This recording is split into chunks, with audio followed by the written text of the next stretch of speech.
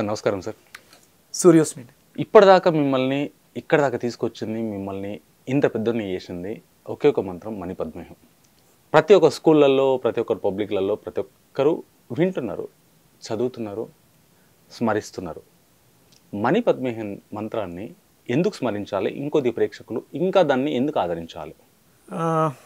ఇది కలియుగం అండి. యుగ ధర్మం నడుస్తూ ఉంటుంది. కలి మాయ మనల్ని అరిషడ్ వర్గాలు కామ, క్రోధం, లోభం, మోహం, మదం, మాత్సర్యం ఈ అరిషడ్ వర్గాలు మనిషిని అతాకుతలం చేసేస్తుంటాయి. ఒక్కసారి వాటికి లోనైతే మనిషి జీవితం అనే ఊబిలోంచి బయటకు రాలేడు. ఈ దేహం, ఈ భౌతిక శరీరాన్ని వాడుకొని ఆత్మ ఉన్నతమైన స్థితికి వెళ్ళడం కోసం పరితపిస్తూ ఉంటుంది. ఇప్పుడు కూడా ఇన్కార్నేషన్స్ అందుకే, జన్మలు అందుకే తీసుకుంటాం.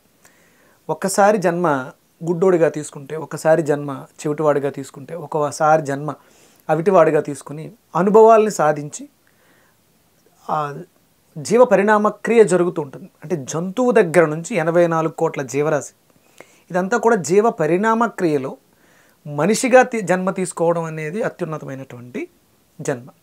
ఇక్కడ ఈ జన్మలో అనుభవాలు, డ్రింకర్, బాగా డ్రింక్ హ్యాబిట్, ఇక ఆ డ్రింక్లో ఉన్నటువంటి ఆ ఆనందం, అనుభూతులు అన్నీ చూసిన తర్వాత ఇందులో ఇంకేం లేదు. సడన్గా ఆల్ ఆఫ్ సడన్ మీరు చూడండి, ఎవరైనా తాగేసి రోడ్ల మీద పడిపోయే స్థితి, ఆల్ ఆఫ్ సడన్ తర్వాత ఎప్పుడో చూస్తే అతను ఏ మాల వేసుకునో లేకపోతే ఆధ్యాత్మికంగానో కనిపిస్తాడు మనకి. అవును, ఇది వాస్తవం. అప్పటికప్పుడు సడన్గా చేంజ్ వచ్చేస్తుంది. అంటే లోపల ఆత్మ ఆ అనుభూతిని పొందేసి చాలిక అందులో ఏమీ లేదు అని మార్పు తెచ్చుకుంటుంది. ఆ మార్పు వచ్చేంత వరకు ఆ జీవి అలా తాగుతూ, దొల్లుతూ, పడుతూ, తిట్లు తింటూ సంసారాన్ని నాశనం చేసుకుంటూ వెళ్ళిపోతుంటుంది. లోపల ఆత్మ క్షోభ పడుతూ ఉంటుంది. అనుభవం చూడాలి అనుకుంది, భౌతిక దేహాన్ని దాని దగ్గరకి తీసుకెళ్ళింది, టేస్ట్ చేసింది, వదలలేని బలహీన స్థితికి శరీరం వెళ్ళిపోయింది. లోపల నుంచి బయటికి రాలేక వాడికే ఉంటుంది పాపం. తాగినప్పుడు, పడిపోయినప్పుడు ఎవడన్నా తిడుతుంటే తలదించుకుని అలా బాధపడుతూ ఉంటారు. నేనమ్మ మళ్ళీ తాగకూడదు, బ్రాందీ షాప్కి వెళ్ళకూడదు, ఇలా అనుకుంటూ ఉంటారు. కానీ భౌతిక దేహం ఎప్పుడైతే బలహీన పడిపోయిందో ఈ ఆత్మ మాట వినదు. కాళ్ళు లాగేస్తుంటే వెళ్తారు, మళ్ళీ తాగేస్తారు. ఇలాంటి సిచ్యువేషన్స్ ఇది ఒక్కటే కాదు, మనకున్నటువంటి హ్యాబిట్స్. ఇది మంచి చెడు అని చెప్పడానికి ఎవ్వరికీ అర్హత లేదండి. డ్రింకింగ్ తప్ప అంటే మరి సృష్టిలో ఎందుకు తయారైంది? ప్యాకాట్ తప్ప మరి సృష్టిలో ఎందుకు తయారు చేయబడింది?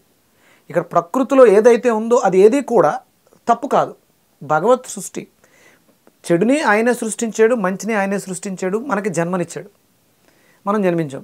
నువ్వు వెళ్ళి బ్రతుకు అన్నాడు. అంతేగాని ఆయన నన్ను భగవంతుడే నడిపిస్తున్నాడు. భగవంతుడు ఎవరిని నడిపించాడు, ఎవరిని పడగొట్టాడు. ఇప్పుడు మీరు ఒక బిడ్డకి జన్మనివ్వడం జరిగింది, 2 పిల్లల్ని కన్నారు, ఇద్దరిని సమానంగా చూస్తారు తప్ప ఒకళ్ళు ఒకలాగా కాదు.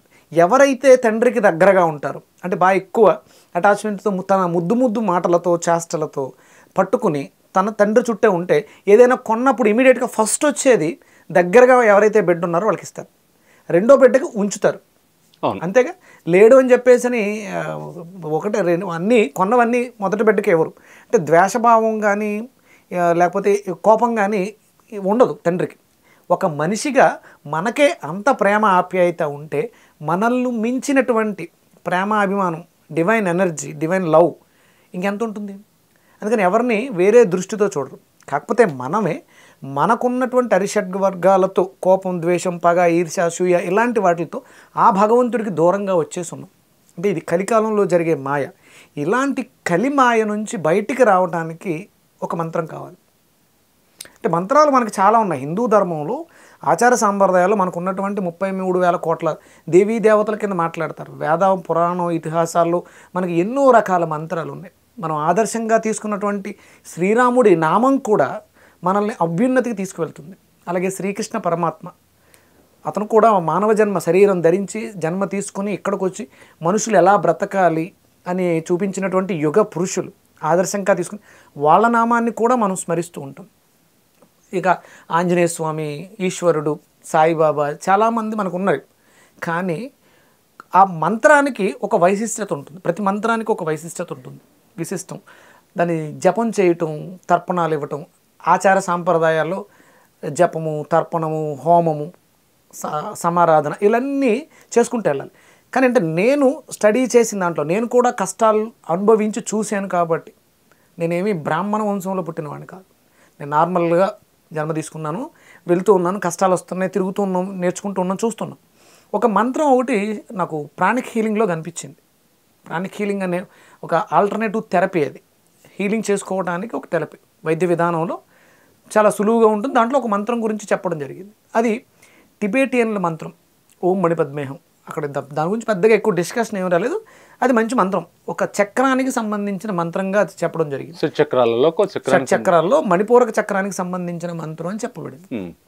తర్వాత అలా వెళ్తూ ఉంటే రెమెడీస్, మనం హిందూ ధర్మంలో పూజలు వాటికి ఉన్నటువంటి దోష పరిహారాలకు చేసుకునే వాటిని రెమెడీస్, అలా రెమెడీస్ చూస్తున్నప్పుడు ఒక బుక్లో ఈ మణిపద్మేహం గురించి, ఇది సూర్య బీజము, సూర్యుడి మంత్రము, మణిపూరకానికి సంబంధించిందే.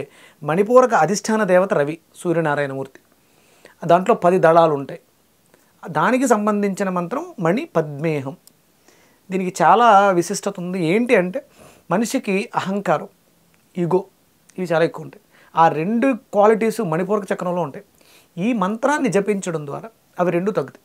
ఎప్పుడైతే ఆ మనిషికి ఆ 2 తగ్గినాయో ఆటోమేటిక్గా నేనేంటి, నాకేంటి అనే స్థితికి వస్తాడు. ఏది నిజం, ఏది శాశ్వతం, ఏది అసత్యం, ఏది అశాశ్వతమైంది అనేది తెలుసుకోగలుగుతాడు. శాశ్వతం ఏది, అశాశ్వతం ఏది తెలుసుకోగలుగుతాడు. దాని మీద సాధన చేయటం మొదలుపెట్టాను.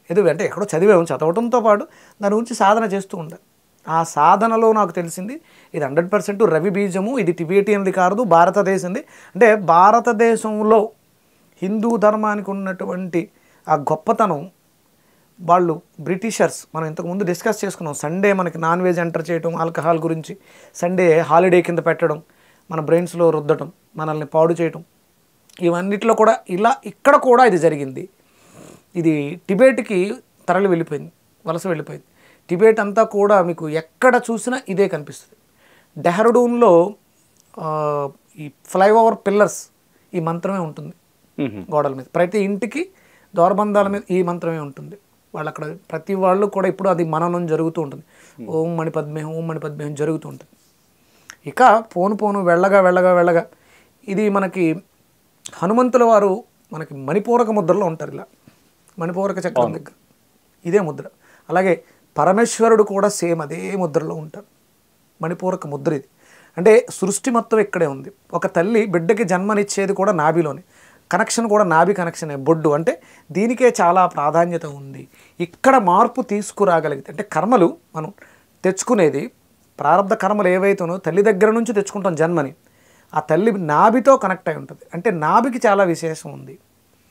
మనకి చిన్నప్పుడు పిల్లలకి కడుపు నొప్పి వస్తే ఒక తమలపాకు మీద ఆముదం రాసి వేడి చేసి నాభి మీద వేస్తారు. కడుపు నొప్పి తగ్గిపోద్ది, మోషన్స్ అవుతాయి. అంటే వ్యర్థాలను విసర్జించగలిగిన శక్తి నాభికి ఉంది. అలాగే స్టెమ్ సెల్ అని, ఇప్పుడు బొడ్డు తాడుని మనం స్టెమ్ బ్యాంక్స్లో దాచుకుంటున్నాం. అంటే ఒకవేళ మన శరీరంలో ఏదైనా డ్యామేజ్ అయినా మళ్ళీ పునరుత్పత్తి చేయడానికి ఈ స్టెమ్ సెల్ ఏదైతే ఉందో అది ఉపయోగపడుతుంది కదా. మనకి ఎంత కట్ చేసినా లోపల ఎంతో కొంత ఉంటుంది స్టెమ్ సెల్. ఆ మంత్రాన్ని పట్టడం ద్వారా మనిషికి పునర్జీవనం వస్తుంది అనే విశ్లేషణ జరగడంతో నేను దీని మీద రీసెర్చ్ చేసి బయటకు తీసుకొచ్చి ఇవ్వడం జరుగుతుంది. ఇది కొన్ని సంవత్సరాలుగా ఉంది తెలుసు, కానీ ఇది ఒక టిబేటియన్ మంత్రం, బౌద్ధ మంత్రం. మీరు ఎన్ని సంవత్సరాల నుంచి రీసెర్చ్ చేశారు దీనిపైన? ఎన్ని సంవత్సరాలు సాధన చేశారు? నేను 2013 నుంచి మొదలుపెట్టాను. 2013 నుంచి 2017లో దీని మీద పూర్తిగా డిపెండ్ అయిపోయి ఇక సాధనలోనే ఉన్నాం. చిన్న టెస్టులు చేసేవాడిని, వాళ్ళకి చెప్పి చేయించేవాడిని. ఈ మంత్రం చదువుతుంటే ఏం జరుగుతుంది అని అడిగేవాడిని. బాడీలో అగ్గి పెరుగుతుంది, అంటే మనం దేన్నైనా దహించాలి. అలాగే ఆయన సూర్యనారాయణమూర్తి కర్మ సాక్షి, మనం చేసే ప్రతి కర్మకి ఆయనే సాక్షి, ఆయన చూడందంటూ ఏది ఉండదు. అలాగే మనం చూడండి, హోమం చేస్తాం, హవిస్సు మనం ఇచ్చేది, అది భస్మం చేసి ఆ హవిస్సుని అగ్ని రూపంలో దేవీ దేవతలకు ఇస్తాం. అంటే అగ్నికి పునీతం చేసే శక్తి ఉంది. ఇది అగ్ని బీజం కాబట్టి, అంటే బీజమంత్రాలు ఇందులో మనకి ఏం కనపడవు, ఓం మణిపద్మేహం అంతే సింపుల్గా ఉంటుంది. కానీ ఇదే బీజం, ఆ అగ్ని బీజం కాబట్టి, మణిపూరక బీజం కాబట్టి మనం చేసిన కర్మల్ని దహిస్తుంది, కర్మల్ని దగ్ధం చేసేస్తుంది, జీవితం ఉన్నతంగా ఉంటుంది. మీరు అందుకనే అంటే ఇప్పుడు చూస్తూ ఉంటారు చాలామంది మిరాకిల్స్, ఒకళ్ళు కాదు, వందలు కాదు, వేలల్లో లక్షల్లో చెప్తున్నారు, మేము ఈ మంత్రం చేస్తున్నాం, మాకు జరిగిన అద్భుతాలు ఇవి. ప్రతి ఒక్కరి జీవితంలోనూ మార్పు వస్తుంది, ఆర్థికంగాను ఆరోగ్యపరంగాను. అది మనకి ఒక నానుడు ఉంటుంది, ఆరోగ్యమే మహాభాగ్యం. ఎంత కోటీశ్వరుడైనా సరే ఆరోగ్యం లేకపోతే నో యూజ్. ఆ రెండిట్లు ఏకకాలంలో ఇవ్వగలిగిన ఒకే ఒక్క మంత్రం ఓం మణి పద్మేహం. ఎందుకంటే చాలామంది మన లైవ్లో నేను కూడా చూశాను కాబట్టి ఇది అంత శక్తివంతమైనటువంటి మంత్రం. చాలా మంత్రాలు మనకి చాలా ఉన్నా ఈ మంత్రానికి ఒక విశిష్టత ఉంది. ఇది మనకి ప్రత్యక్ష భగవానుడు సూర్యనారాయణమూర్తి మంత్రం. చాలా సింపుల్గా ఉంటుంది. అంటే మంత్రాలు చాలా ఉన్నాయి, సూర్యుడికి కూడా చాలా మంత్రాలు ఉన్నాయి. మనకి హిరణ్య గర్భాయ నమః, కకోల్ఖాయ నమః ఇలాంటి మంత్రాలు చాలా ఉన్నాయి. అవి 12 మంత్రాలు. కొంచెం వాటికి నియమాలు నిష్టలు చాలా ఉంటాయి. ఈ మంత్రానికి అలాంటివి ఏమీ లేవు. సాత్వికత, ఓం మణి పద్మేహం సింపుల్గా ఉంటుంది. అద్భుతంగా హమ్మింగ్ చేసుకోవచ్చు, పాటలా పాడుకోవచ్చు. దీనికి జపం చేసుకోవాలనుకున్నప్పుడు ఓం స్టార్టింగ్లో ఉంది, మణి పద్మాయ నమః చివరి యాడ్ చేస్తే జపం చేసుకోవడానికి అనుకూలంగా ఉంటుంది. మనకి జపం చేసుకోవడానికి టైం లేదు, హ్యాపీగా హమ్ చేసుకుంటూ బండి మీద డ్రైవ్ చేసుకుంటూ ఓం మణి పద్మేహం, ఓం మణి పద్మేహం, ఓం మణి పద్మేహం, ఓం మణి పద్మేహం హమ్ చేసుకుంటూ హ్యాపీగా వెళ్ళిపోవచ్చు. దాని రిజల్ట్స్ ఇచ్చుకుంటూ వెళ్ళిపోతుంటుంది. అంటే ఇది నేను చదివినట్లో, నేను చూసినట్లో ప్రకృతిని పరవశింప చేస్తుంది. అంటే ప్రతి రాగానికి ఒక శక్తి ఉంటుంది. ఇది ఏ రాగంలో ఉందో నాకు తెలియదు, కానీ ఏ రాగంలో చేసారో తెలియదు, కానీ అది హమ్ చేస్తూ ఉంటే, అంటే నేను చదివినట్లో మీరు వెళ్ళి ఒక చెట్టు, ఈ మంత్రం చదివిన తర్వాత ఒక చెట్టును ముట్టుకుంటే చెట్టుకు మోక్షం వచ్చేస్తుంది. ఆ చెట్టు హ్యాపీగా ఫీల్ అవుతుంది. ఎందుకంటే దాని జన్మకి సార్థకత వచ్చేసింది. ఇక మళ్ళీ అది జన్మించాల్సిన అవసరం లేదు. అప్పుడు ఏం చేస్తుంది చెట్టు, నా ఆయుష్ కూడా పోసుకుని నువ్వే బ్రతుకు అని ఆశీర్వదిస్తుంది. మీరు కాలు కడుక్కుందామని జలంలోకి దిగారనుకో, ఆ జలం మిమ్మల్ని ఆశీర్వదిస్తుంది. ఆ జలచరాలు, అందులో ఉన్నటువంటి జలచరాలు పునీతం అవుతాయి. గాలి, మీరు నడుస్తూ వెళ్తూ హమ్ చేసుకుంటూ వెళ్తూ ఉంటే గాలి పరవశిస్తుంది, గాలి మిమ్మల్ని బ్లెస్ చేస్తుంది. అంటే పంచభూతాలు కూడా ఈ మంత్రోచ్చారణకి పరవశించిపోతాయి. ఆ పరమేశ్వరుడే కైలాసంలో కూర్చుని మణిపూరక ముద్రలో కూర్చుని చేసే మంత్రం ఓం మణి పద్మేహం. అంత శక్తివంతమైన మంత్రం.